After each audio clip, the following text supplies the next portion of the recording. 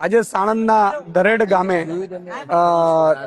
10 kilometre drainage line નાખવામાં આવી રહી છે। ખેડૂતોના ખેતરમાં પૂછ્યા વગર બળજબરીપૂર્વક કંપનીઓના જે વેસ્ટ છે પાણીને એ કાઢવા માટે કેનાલની બાજુમાં ખેડૂતો કહે છે કે કેનાલની બાજુમાંથી તમે કાઢો, પણ નહીં, ખેડૂતની ફળદ્રુપ જમીનમાંથી 1000 વીઘામાંથી આ લાઈન કાઢવામાં આવી રહી છે અને 7/8માં પણ એન્ટ્રી આની ડ્રેનેજ લાઈનની નાખશે એટલે મને લાગે છે કે એની જમીનની ભાવ પણ ખેડૂતોને મળશે નહીં। એટલે એનો વિરોધમાં 9મો દિવસ થયો છતાં ભાજપના ધારાસભ્યો સાંસદો પણ અહીંયા પહોંચ્યા નથી।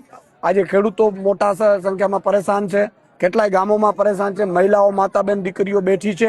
મને લાગે છે કે ભાજપ પાક વીમો નથી આપતી, ખાતર નથી આપતી, બિયારણ નથી આપતી, ભાવ નથી આપતી, બધામાં લાઈનો લગાડે છે। આ બધું સહન કરવા છતાં હવે તો જમીનમાં જે ખેડૂત પોતાની જમીનમાં કશું ભાજપ નથી આપતી છતાંય બેઠો છે, એ જમીનમાં પણ મા સમાન જમીનમાં પણ જેસીબીઓ ચલાવી અને કબજા કરવા મથી રહી છે।